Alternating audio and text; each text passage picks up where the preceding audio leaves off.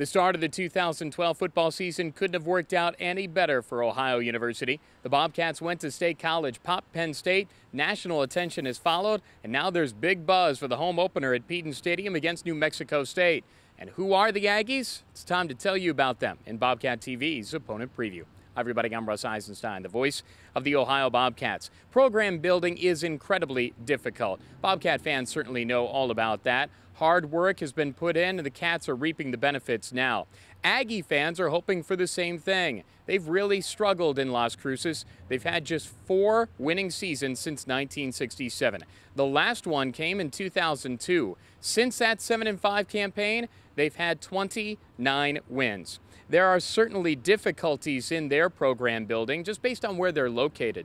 Las Cruces is beautiful. The land of enchantment is enchanting. However, it makes them work even harder in recruiting because of where they're located. And now, this is the last year of the Western Athletic Conference. Their conference homeless. Them and Idaho are going independent as the rest of their league is moving on. So they have to battle that. They've been conference nomads, really. They went from the Big West to the Sun Belt to the Western Athletic Conference, and now they'll be independent. It's a long trip from Las Cruces here to Ohio University. The Cats certainly know all about that. Ohio went out there and won last year. New Mexico State did win in their opener last week. Let's take a look at the Aggies. Dwayne Walker is in his 4th season as the Aggies head coach, and in his 40th game, he won his 10th. It came last week, 49-19 over FCS Sacramento State last Thursday. Last year, after losing to Ohio in their opener, they went to Minnesota and won. They also knocked off New Mexico, Idaho, and Fresno State. Last year, the Aggies averaged 398 yards of total offense and 24 points per game. They gave up 462 yards and 37 points per game. Ohio put up 452 yards and gave up 368 in last year's meeting. They put up Bobcat-like numbers against the Hornets last week. They outgained the boys from Cali's capital city 468 to 397. 7 starters returned from last year, 4 offensive and 3 defensive. Andrew Manley is back at quarterback. The 6'3", 225-pound sophomore split time as a starter last year. He threw for 2 of his 6 season touchdowns against the Cats. He went 14 for 22 for 367 yards and 3 TDs against the Hornets. His top target is sophomore Austin Franklin. He had 236 yards of receiving last week and 2 touchdowns. Needless to say, he's the WAC's Offensive Player of the Week. Running the ball isn't their thing.